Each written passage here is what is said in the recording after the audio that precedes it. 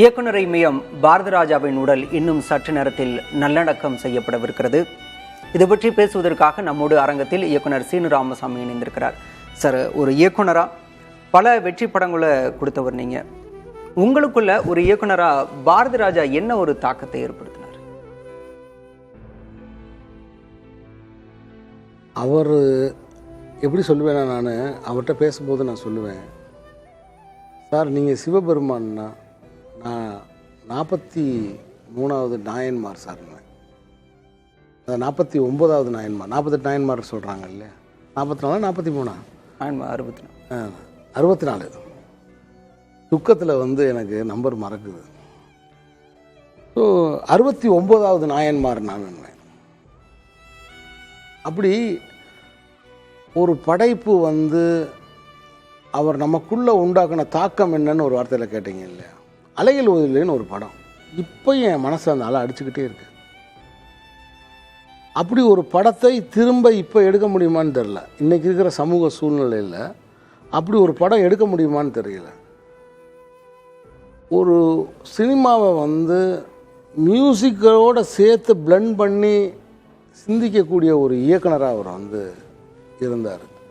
Emotions எல்லாத்தையுமே மியூசிக்கோட sink பண்ணி பண்ணக்கூடியவராக அவர் இருந்தார். குறிப்பாக அலைகள் படத்தில் அந்த கிளைமேக்ஸ்லாம் என்னால் மறக்கவே முடியல.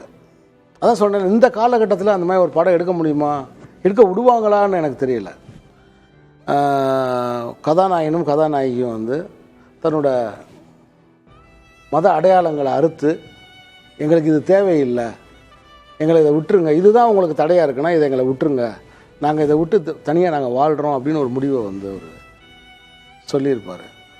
ஸோ அப்படி அவர் படங்களில் இருந்த அந்த மனித நேயம், அந்த ஈரம், நாளைய சமூகத்துக்கு தேவையான ஒரு செய்தி, இது எல்லாமே தான் எங்களை இன்ஸ்பயர் பண்ணுச்சு. அப்புறம் ஒரு சாதாரண குடும்ப பின்னணியிலிருந்து தன்னம்பிக்கையோடு கிளம்பி போய் கடுமையாக போராடி இவ்வளவு படங்கள் செஞ்சு வெற்றி பெற்று காட்ட முடியும். ஒரு கிராமத்து இளைஞன் முதன்முறையாக இப்படி போய் வெற்றி பெற்று காட்ட முடியும் அப்படிங்கிறதுக்கு ஒரு சாட்சி அவர் தான். ஸோ இதெல்லாம் தான் எங்களுக்கு ரொம்ப இன்ஸ்பிரேஷனாக இருந்தது நாங்கள் சினிமாவுக்கு வர்றதுக்கு. நீங்களுமே பல திரைப்படங்கள், குறிப்பாக நீர்ப்பருவை, மாமனிதன், தென்மேற்கு பருவக்காற்று, பல வெற்றி படங்களை கொடுத்துருக்கீங்க. ஒரு இயக்குனராக திரைத்துறையில் என்ன மாதிரியான சவால், அதை தாண்டி அவர்கிட்ட பிடிச்ச விஷயம் உங்களுக்கு என்ன? இல்லை, அவர் ஒரு விஷயத்தில் ரொம்ப பிடிவாதமாக இருந்தார். எல்லா படமுமே அது பாரதிராஜா படமாக தான் வரும். அஃப்கோர்ஸ் இடையில அவர் 2 படங்கள் ஹீரோக்களை வச்சு பண்ணார். கொடி பறக்குது சூப்பர் ஸ்டார் ரஜினிகாந்த் அவர்களை வச்சு பண்ணாங்க. அதே மாதிரி அதுக்கப்புறம் தமிழ்ச்செல்வன் ஒரு படம் விஜயகாந்த் அவர்களை வச்சு பண்ணாங்க. அந்த படங்களில் பார்த்தா கூட அவரோட டச்சஸ் இருக்கும், ஒரு நேர்த்தி இருக்கும். அது முழுக்க நாயகன் சார்ந்த ஒரு படமாக இல்லாமல் தன் சாயலோட, தன் டச்சஸோட அந்த மியூசிக்கல் பிளண்டோட அந்த படத்தை எடுத்திருப்பார். ஸோ அப்படி தன்னோட தனித்துவ ஒரு முத்திரை அப்படிங்கிறது இது பாரதிராஜா படம். அவ்வளோதான். இந்த பாரதிராஜா படத்தில் ஒரு கிராமத்து வாழ்க்கை இருக்கும்,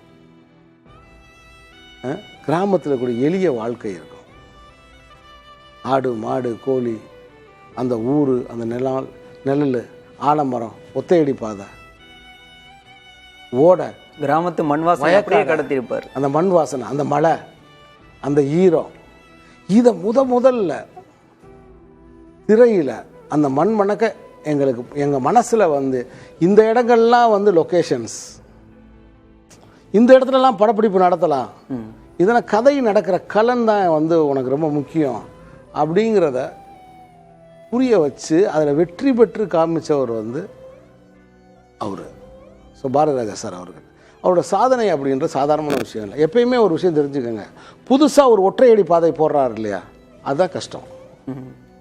ஒரு மனிதன் தான் நடந்து ஒற்றையடி பாதை, நாங்களாம் தார் ரோட்டில் போயிட்டோம், கிராமத்துக்கு விமானத்தில் போய் இறங்கிட்டோம், தார் ரோட்டில் போயிட்டோம். ஆனால் முதல்ல அந்த இடத்த கண்டுபிடிக்கிறதுன்னு இருக்குல்ல, அதை கண்டுபிடிச்சது அவர் தான், அது நடந்து போய் கண்டுபிடிச்சது.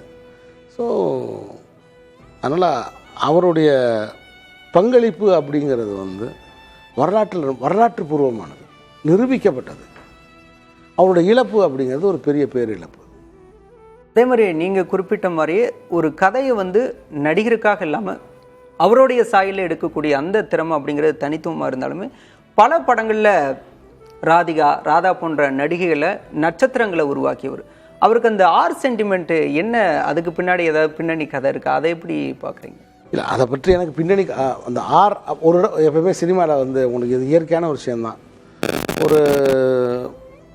ஒரு பேர் ஃபஸ்ட்டு வச்சுருந்துருப்பாங்க, அவங்க சக்ஸஸ் ஆன பிறகு ஏன்னா அதே இதில் திரும்ப திரும்ப செய்கிறதுன்றது ஒரு இயற்கையான ஒரு விஷயந்தான். அதுக்கு அந்த சென்டிமெண்ட்டுக்கு பின்னாடி இருக்கிற கதை என்னென்னு எனக்கு அதை பற்றி எனக்கு நீங்கள் அவரோட சேர்ந்து பணிபுரிந்த சித்ரலட்சுமணன் சார், இளவரசு அவர்கள், பொன்வண்ணன் அவர்கள், இந்த மாதிரி கலைஞர்களை நீங்கள் பேட்டி எடுத்தீங்கன்னா அவங்க அதுக்கு சொல்கிறதுக்கான வாய்ப்பு இருக்குது. பட் எனக்கு அதை பற்றி தெரியலை. ஆனால் ஒரு விஷயம் மட்டும் எனக்கு தெரிஞ்சிச்சு, என்னென்னா கதாநாயகிகளுக்கான சில லட்சணங்கள் வச்சுருந்தாங்க இல்லையா, அதெல்லாம் உடச்சி எறிஞ்சிட்டு ஒரு சாமானிய திராவிட முகங்களை, இல்லை கதாநாயகினாலே இப்படி ஃபேராக இருக்கணும் அப்படின்லாம் இருப்பாங்க. ஒரு மாநிறம் ஏன்னா அவங்களெலாம் நம்மளை மாதிரி நம்ம பக்கத்து வீட்டில் இருக்கிற மாதிரி இப்போ ராதிகா அவர்கள். ஸோ ஒரு சில இலக்கணங்கள் இருக்கும் இல்லையா, அந்த இலக்கணத்தெல்லாம் அவர் மீறி கதாநாயகிகளை தமிழ் சினிமாவுக்கு அறிமுகம் செய்து வைத்தார். இன்னும் சொல்லப்போனால் சினிமாவில் பெண்களுக்கு ரொம்ப ஒரு நம்பிக்கையான ஒரு இயக்குனர் அவர், நம்பிக்கையான ஒரு இயக்குனர். ஏன்னா கதைகளில் பெண்களுக்கு முக்கியத்துவம் கொடுக்கக்கூடிய சினிமாக்களை நிறையா அவர் எடுத்தார். இந்த பாலச்சந்தர் சார், பாரதி ராஜா அவர்கள், மகேந்திரன், அந்த 80களில் அந்த 10-15 வருடம் இவர்கள் செய்த சாதனை என்பது மகத்தானது.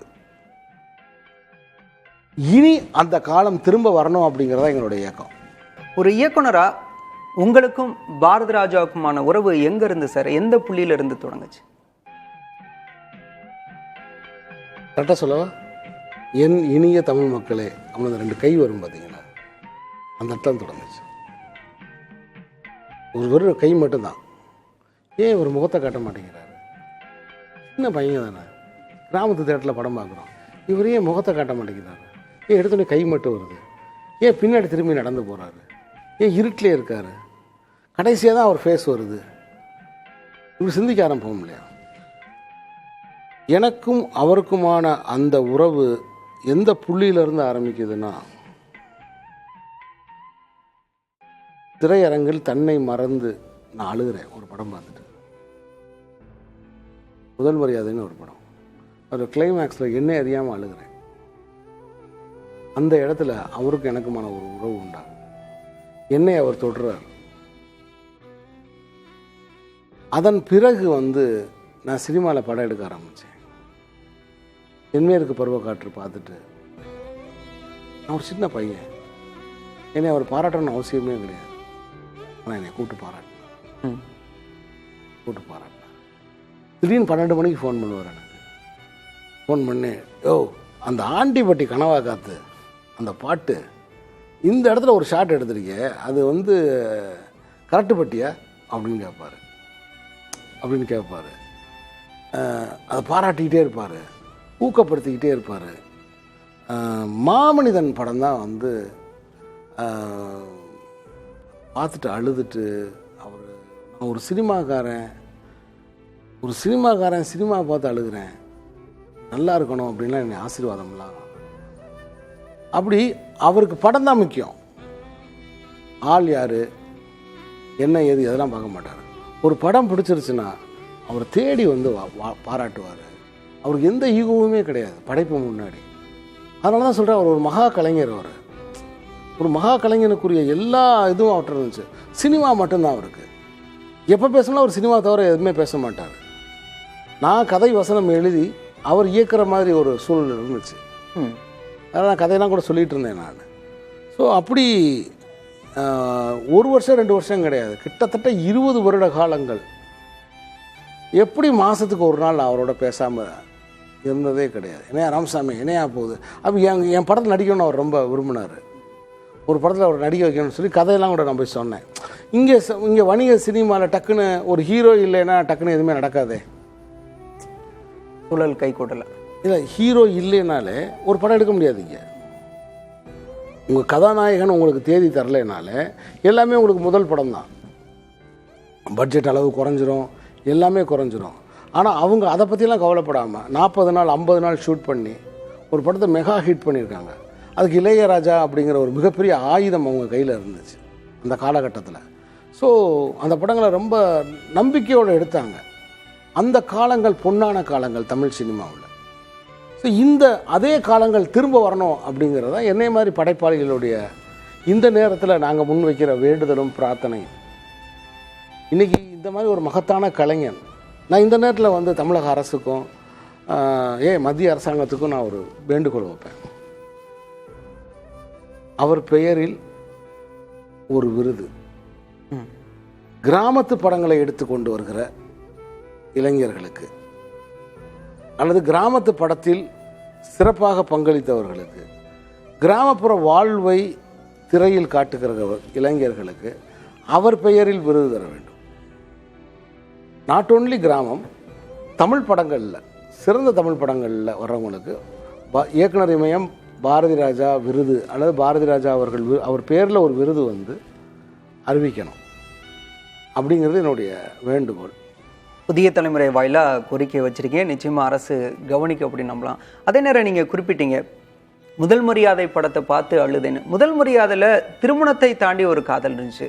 பொதுவாக பாரதி ராஜா படத்தில் மதம் சார்ந்த காதல், சாதி சார்ந்த காதல், வயதை தாண்டிய காதல், இதெல்லாம் இருக்கப்போ அவர் திரைப்படத்தில் கையாண்ட அந்த காதலை பற்றி நீங்கள் எப்படி பார்க்குறீங்க? எனக்கு தெரிஞ்சு தமிழ் சினிமாவில் ஒரு முற்போக்கான மனிதர்னா அது வந்து பாரதி ராஜா அவர்கள்.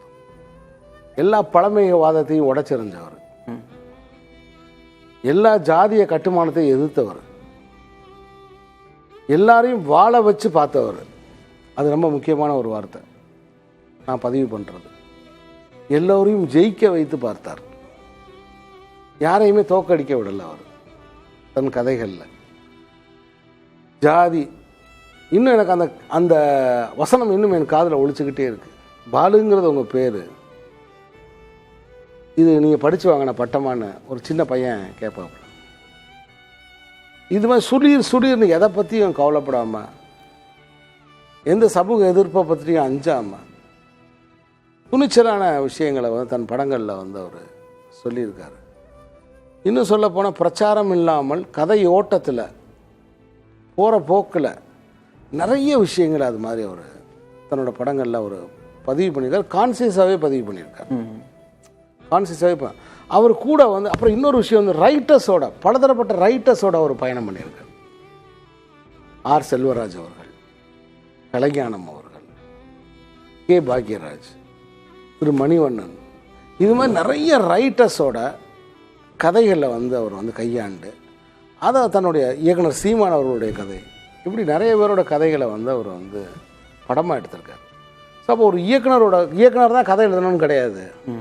இயக்குனர்ன்றது தனி வேலை. அது கதை வந்து யார் வேணாலும் எழுதலாம், திரைக்கதை யார் வேணாலும் எழுதலாம் அப்படிங்கிற விஷயங்களெல்லாம் முதல்ல நமக்கு புரிய வச்சதே வந்து. ஆனால் அதில் மிகப்பெரிய சவால் இருக்குல்ல இயக்குனருக்கு. கதை ஆசிரியர் நினைக்கக்கூடிய அளவுக்கு காட்சி அப்படியே கொண்டு வரணும். இல்லை, சினிமாங்கிறது இயக்குனரோட மீடியம் தான். சினிமா அப்படிங்கிறது அந்த விஷுவல் லாங்குவேஜில் அந்த ஸ்க்ரீனில் காட்டுற அந்த படத்தொகுப்பின் கோர்வையில் சொல்லப்படுற அந்த கதை இருக்கு இல்லையா, அது முழுக்க ஒரு இயக்குனரோடது, ஒரு இயக்குனரோட கலை ஆளுமையால் நடக்கிறது. மற்ற எல்லாருமே அதுக்கு உதவி செய்கிறாங்க. ஒரு கதாசிரியர் அதுக்கு உதவி செய்கிறாரு, ஒரு திரைக்கதை ஆசிரியர் உதவி செய்கிறாரு, ஏன் ஒரு திரைக்கதை உரையாடல் எழுதுகிறவங்க உதவி செய்கிறாங்க, ஒரு ஆர்ட் டைரக்டரு அதோட பின்னணியை உருவாக்குறதுல உதவி செய்கிறார், ஒளிப்பதிவாளர் அதை பதிவு செய்கிறதுல உதவி செய்கிறார். ஆனால் அதை உருவாக்குபவர் இயக்குனர் தான். 16 வயது நிலை படம் தொடங்கி பல படங்களில் பிரபலமான வசனங்கள்லாம் இடம்பெற்றிருக்கு. அதில் சீனு ராமசாமியை கவர்ந்த வசனங்கள் எது? ஆத்தா சோறு வளர்த்தா, ஆத்தா ஆடு வளர்த்தா, மாடு வளர்த்தா, ஒரு நாய் வளர்க்கல மயில், அந்த நாய்க்கு பதில் இந்த சப்பானியை வளர்த்தான்னு. இந்த வசனம் இதை விட வந்து ஒரு உயிரை பிடிக்கக்கூடிய ஒரு வசனம். அந்த வயசில் நாங்கள் சின்ன வயசில் பார்க்கும்போது, அதுக்கப்புறம் அதை வந்து சிலர்லாம் வந்து மேடையில் மிமிக்ரியெல்லாம் பண்ணாங்க நகைச்சுவைக்காக. ஆனால் இது மாதிரியான வசனங்கள் இருக்குல்ல, சில இடங்களில் வசனமே பேசாத இடங்களும் இருக்குது. மௌனங்கள் முதல்ல மௌனங்களை பேச வைத்தவர் அவர். வசனங்களே இல்லாமல் மௌனங்களை வந்து படத்தில் வந்து சொல்லியிருப்பார். ஸோ அப்படி தமிழ் சினிமாவில் வந்து எப்படி ஒரு மாட்டு வண்டி போனால் தடை பதிச்சுட்டு போகுது, அது மாதிரி பல தடங்களை பதித்தவர் வந்து பாரதிராஜா அவர். எனக்கு வந்து அவர் கடைசியாக வந்து என்கிட்ட பேசும்போது வந்து அப்போ உடல் நலத்தோடு இருந்தார் அவர். அப்போ பேசும்போது கோழிப்பண்ணை செல்லதுரை படத்துக்கு வந்து அந்த படத்தை வந்து அவர் பார்த்தார். படத்தை பார்த்து அந்த படத்தை பாராட்டிட்டு போனார். அதுக்கு முன்னாடி மாமனிதன் படம் தான் வந்து அவர் ரொம்ப இதில் என்ன ஒரு பெரிய எனக்கு ஒரு மரிய மனவேதனை என்னென்னா, இப்போ நான் எடுத்துருக்க அந்த இடிமுழக்கம் படம் இருக்க சென்சார் ஆகிருச்சு. அந்த படம் இடிமுழக்கம் படம் வந்து சென்சார் ஆகிருச்சு, வெளியீட்டுக்கு தயாராக இருக்குது. அந்த படத்தையே குரு காணிக்கையாக நான் அவருக்கு தான் போட்டிருக்கேன். படம் ரெடி ஆயிடுச்சு. ஃபஸ்ட்டு எடுத்த உடனே இயக்குனர் பாரதிராஜா அவர்களுக்குன்னே போட்டு அவர் ஃபோட்டோ, அவர் தியேட்டர் தான் வாங்கினேன் ஃபோட்டோ, ஒரு ஹேட் போட்ட ஃபோட்டோ ஒன்று வாங்கி அந்த படத்தில் ஓப்பனிங் போட்டேன். அவர் காட்டலாம்னு நினைக்கும்போது ஒரு உடல்நலம் சரியில்லாமல் போயிடுச்சு. சரி வந்து அந்த படத்தை எப்படினாலும் அவருக்கு கூட காமிச்சிருவோம் அப்படின்னு நினச்சிக்கிட்டு இருந்தேன். வைரம் சார் கூட அந்த படத்தை நான் போட்டு காமிச்சேன். இவர் போட்டு காமிச்சா நினச்சிக்கிட்டு இருந்தேன். பட் அந்த படத்தை பார்க்காமையே வந்து அவர் விடைபட்டார். இடிமுழக்கம்னு ஒரு படம், ஜிவி பிரகாஷ்குமார் நடித்த படம். ஒரு திரைப்படத்தில் நகைச்சுவை காட்சிகள் அமைச்சு அதில் புதிய நடிகர்களை களமிறக்கி முள்ளிர வைக்கிறது ரொம்பவே சவாலான விஷயம். ஆனால் அந்த விஷயத்தில் கவுண்டமணியாக இருக்கட்டும், ஜனகராஜா இருக்கட்டும், கிழக்கு சிமையில வடிவேலு போன்ற நடிகர்கள்லாம் முள்ளிர வச்சார். அந்த நகைச்சுவை கதாபாத்திரத்தை அவர் கையாண்ட விதம் இல்லை, அவர் நகைச்சுவை கதாபாத்திரம்னு வந்து அவர் தனித்து வந்து வெளியில் மேலேருந்து கொண்டு வரல. அவர் அந்த ஊரில் இருக்கிற ஒருத்தனை ஆக்குறாரு. அந்த ஊரில் இருக்கிற ஒரு சைக்கிளுக்கு பஞ்சர் ஓட்டுற ஒருத்தர் இருக்கான்ல, அவன் தான் பயங்கரமான காமெடி அவருக்கு. அந்த ஊரில் இருக்க கம்பவுண்டர் இருக்கான்ல, அந்த கம்பவுண்டர் பண்ணுற அட்டகாசங்கள் இருக்குல்ல, கிழக்கு சீமையில் நீங்கள் படம் கருத்தம்மா படம் பார்த்தீங்கன்னா உங்களுக்கு தெரியும். இந்த கம்பவுண்டர்கள் பண்ணுற அட்டகாசம் இருக்குது பாருங்கள் கிராமங்களில். அப்படி அவங்கள தான் அவர் நகைச்சுவையாளர்களாக தேர்ந்தெடுத்துக்கிட்டார். ஸோ அந்த கிராமத்தில் இருக்கிற சாதாரண மனிதர்களில் அவரை அப்சர்வ் பண்ணுறாரு. அவரை ஒவ்வொரு ஆளையும் அவர் பார்க்கும்போது இவன் இது நல்லா வறுமையான்றாரு. இன்னும் சொல்லப்போனால் அவர் கண்களில் தெரிகிற, அவர் ரசிக்கிற, அவர்கிட்ட ஒரு அபூர்வமான ஒரு தன்மை இருக்குது. அது என்னென்னா, அவர் ரசிக்கிற, அவர் பார்க்குற, அவர் முடிவெடுக்கிற ஒன்று வெற்றி பெறுது. வெற்றி பெறுதுன்னா என்ன அர்த்தம்னா, அதுக்கு அதை செய்ய தெரியுது. இப்போ இவன் நல்லா நடிக்கிறான்டா அப்படின்னா அவன் நல்லா நடிக்கிறான். இவனுக்கு காமெடி வரும்டானா காமெடி வருது. இந்த பாட்டு நல்லா இருக்குடா, ஏதோ மனசை டச் பண்ணுதுடா அப்படின்னா அந்த பாட்டு ஹிட் ஆகுது. இந்த கலை ரசனை, இந்த கலாபூர்வமான ரசனை தான் வந்து ஒரு மனிதருக்கு அவ்வளோ எளிதாக வந்துடாது. ஸோ அப்போ தொடர்ந்து பயிற்சியின் மூலமாக, முயற்சியின் மூலமாக, அவரோட வாசிப்பின் மூலமாக வந்து அந்த இடத்த அவர் அடைஞ்சிருக்காருன்னு நான் நினைக்கிறேன். சார், ஒரு இயக்குனராக டெக்னிக்கலாக பாரதிராஜா தங்களுடைய படங்களில் கையாளக்கூடிய திறமையாக நீங்கள் எதை பார்க்குறீங்க? கேரக்டர் கான்ஃப்ளிக்டாக இருக்கட்டும், இது மாதிரி டெக்னிக்கலான விஷயங்களை நீங்கள் என்ன பார்க்குறீங்க? டெக்னிக்கல்ன்றத விட அவர் கதையை கையாளுகிற விதம் இருக்கு இல்லையா, அது வந்து ஒரு இயக்குனருடைய தேர்ந்த ரசனையை தான் காமிக்குது. இப்போ பாருங்கள், நீங்கள் 16 வயதிலே படத்தில் ஒரு ஓனான 2-3 பசங்க சேர்ந்து அடிச்சுக்கிட்டு இருப்பானுங்க. ஒரு ஓனான 2-3 பசங்க சேர்ந்து அடிச்சுக்கிட்டு இருப்பானுங்க. அதை சப்பானி பார்த்துட்டு அடிக்காங்கடா பாவம்டான்னு பயப்படுவாப்புல. ஒரு ஓனான அடித்ததுக்கே பயப்படுற சப்பானி கிளைமேக்ஸில் பாறாங்கல்ல தூக்கி போடுவோம். நான் சொல்கிறது புரியுதா உங்களுக்கு? புரியுது. ஸோ இந்த கேரக்டர் கான்ஃப்ளிக்ட்ஸ், அந்த கதாபாத்திரத்தை, அதுதான் அவரோட பியூட்டி. ஒரு ரைட்டர்ஸ் இது என்னதான் எழுதி கொண்டு வந்து கொடுத்தாலுமே அதை மெருகேற்றி அதை கொண்டு வரணும் இல்லையா? அதே மாதிரி நீங்கள் அந்த படத்தில் பார்த்தீங்கன்னா, நான் தான் அந்த கதையை பற்றி நான் நிறைய இடத்துல பேசியிருக்கேன். நான் ஒரு மாங்கொட்டை, அந்த மாங்கொட்டையை வந்து அப்படி அந்த மயில் போட்டுரும். சப்பானிக்கு வந்து காதல் வரும்போது அந்த செடி லைட்டாக அப்படி முளைக்கும். அந்த செடி அதுக்கு ஒரு ஷாட்டு போட்டிருப்பார். அதுக்கப்புறம் பார்த்தீங்கன்னா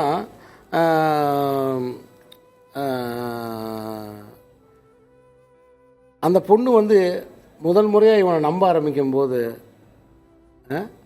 அந்த செடிக்கு அதில் போய் மூஞ்சி அந்த பொண்ணு கழுவும், முகம் கழுவும், அந்த செடி அப்படி முளைக்கும்.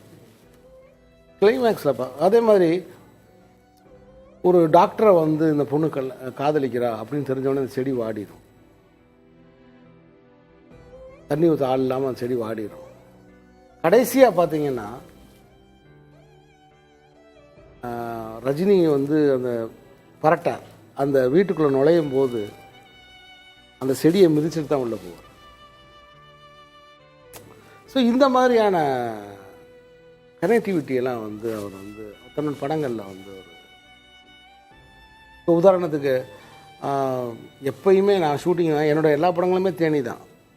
மேக்ஸிமம் என்னோட 90% ஆஃப் படங்கள் வந்து தேனி தான். நான் நியாயப்படி நீங்கள் அங்கே நான் போயிருக்கணும். நேற்று நான் இங்கேயே அவருக்கு அஞ்சலி நான் செலுத்திட்டேன். எனக்கு அது போகிறதுக்கான ஒரு சின்ன ஒரு சந்தர்ப்பம் இல்லாமல் போயிடுச்சு. நான் அடிக்கடி சொல்கிறது உண்டு அவர்கிட்ட, சார் முதல் மரியாதை படத்தில் ராதா கால் வச்ச உடனே அவர் சிவாஜி உடம்பு ஆடும் இல்லையா, அது மாதிரி எனக்கு இங்கே இந்த ஊரில் வந்து கால் வச்ச உடனே என்ன அறியாமல் என் மனசில் ஒரு சந்தோஷம் வருது சார் அப்படின்னு சொல்லி. ஸோ எல்லோருக்கும் ஒரு ஒரு ஒரு முன்னத்தி ஏறா, ஒரு வழிகாட்டியா, ஒரு ஆசானா, எல்லா விதத்துலேயும் வாழ்க்கையில் எல்லா விதத்துலேயும் எல்லா சூழ்நிலைகளையும் எந்த நேரத்தில் ஃபோன் பண்ணாலும் ஃபோன் எடுக்கக்கூடிய ஒரு ஆளா அது இருந்தாருன்னா அது வந்து இயக்குனர் இமயன். இயக்குனர் பாரதிராஜா இயக்கிய படங்களில் சீனு ராமசாமிக்கு பிடித்த படங்கள் அப்படின்னா இதை சொல்லலாம். எனக்கு நிறைய படங்கள் இருக்குது. கடலோர கவிதைகள் என்னால் மறக்க முடியாத ஒரு இந்த ஊரில் இருக்க ஒரு முரட்டத்தனமான ஒரு ரவுடிக்கும் ஒரு டீச்சருக்கும், ஒரு கொடை டீச்சருக்கும் இந்த காதல் கதை ரொம்ப அற்புதமான காதல் கதை. அதில் மறக்க முடியாத கதாபாத்திரம்னா ஜனகராஜோட அப்பா. அவங்க ரெண்டு பேருக்குமான அந்த காதல் கதையை வந்து அவர் படமாக்கிய விதம் இருக்கு பாருங்க. இத்தனைக்கும் வந்து அது மீனவர்களுடைய படம் கிடையாது. கடற்கரை ஓரமாக இருக்கிற ஒரு வாழ்கிற முட்டம் சின்னப்ப தாஸுக்கும் அந்த ஊருக்கு வந்த ஜெனிஃபர்ன்ற டீச்சருக்குமான ஒரு காதல் கதை.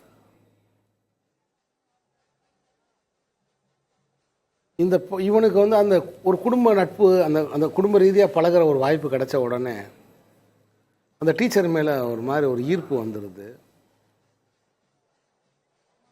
இது இப்படி போய்கிட்டு இருக்கும்போது இவனுடைய கேரக்டர் வந்து அந்த டீச்சருக்கு தெரிஞ்சிருச்சு. டீச்சருக்கும் அவன் மேலே ஒரு சின்ன ஒரு அபிப்பிராயம் வந்துருச்சு, இவன் நல்லவனாக இருக்கானே, இவன் நம்மளை கடைசி வரைக்கும் விட மாட்டான் அப்படின்ற மாதிரி ஒரு எண்ணம் வந்துருச்சு. அது அந்த க்ளோஸ் நெக்கு ஜாக்கெட்டு ரேகா அவர்கள் நடிச்சிருப்பாங்க, அந்த கையை வச்சது. உண்மையில் அப்படி ஒரு படம் எடுக்கிறதுக்கு ஒரு துணிச்சல் வேணும் உங்களுக்கு. அப்போ வந்து சத்யராஜ்கிட்ட வந்து இப்போ மேலே வந்து ஒரு ஃபோட்டோ ஒன்று இருக்கும். அந்த ஃபோட்டோவை பார்த்தீங்கன்னா ஜீசஸ் கிரைஸ்ட், இயேசு கிறிஸ்து வந்து ஒரு கையில் வந்து ஒரு ஆடை வச்சுருப்பார், கையில் செம்மறி ஆடை வச்சுருப்பார். அப்போ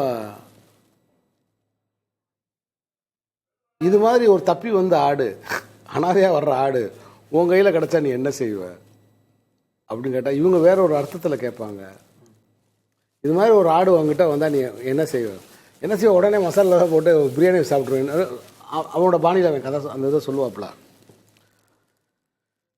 அந்த படம் வந்து என்னை ரொம்ப பாதித்த படம். அந்த ஒரு காலை தூக்கி தவம் செய்யும் தாசா, அந்த பாட்டு, அந்த டீச்சர் ஓடி வர்றது, அந்த டீச்சரோட ரியாக்ஷன்ஸு, இது எல்லாமே வந்து எனக்கு எங்கள் ஊரில் இருக்கிற டீச்சர்ஸ் அவங்கள பார்க்குற மாதிரியே எனக்கு இருந்துச்சு. அது ஒரு கிறிஸ்தவ பின்னணியில் இருக்கிற ஒரு டீச்சர்.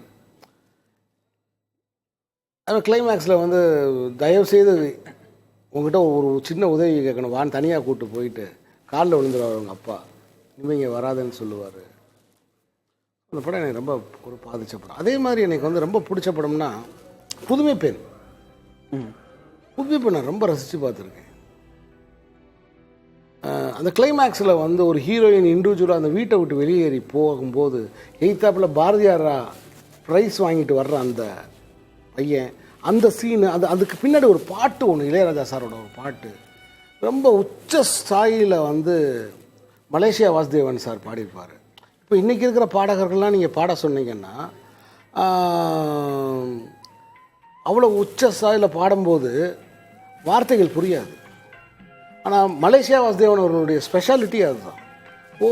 ஒரு தென்றல் புயலாகி அந்த மாதிரி உச்சமாக பாடும்போது தனித்தனியாக சொற்கள் கேட்கும். அந்த பாட்டு அந்த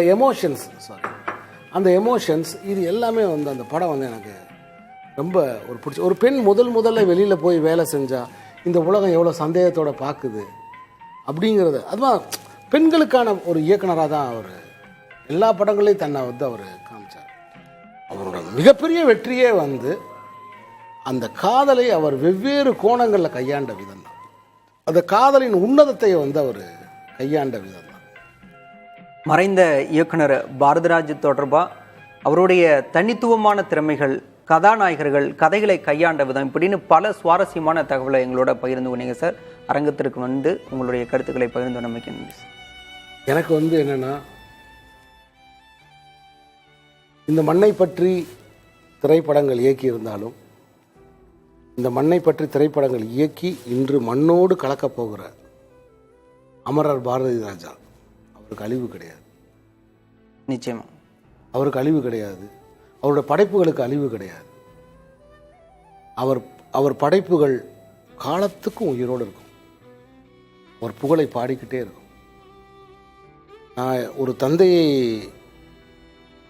தந்தையை விட்டு பிரிஞ்ச மாதிரி தான் நான் உணர்றேன். ஒரு வழிகாட்டியை, ஒரு ஆசானை, ஒரு குருவை வழி அனுப்பி வைக்கிறதுக்காக நிற்கிற மாதிரி தான் நிற்கிறேன். இந்த நேரத்தில் உங்கள் எல்லார் சார்பாகவும் அவரை நான் வணங்குறேன். நீங்கள் தொலைக்காட்சியில் காமிக்கிறீங்க, அவரை நான் வணங்குறேன். நான் விடைபெறேன். நன்றி சார்.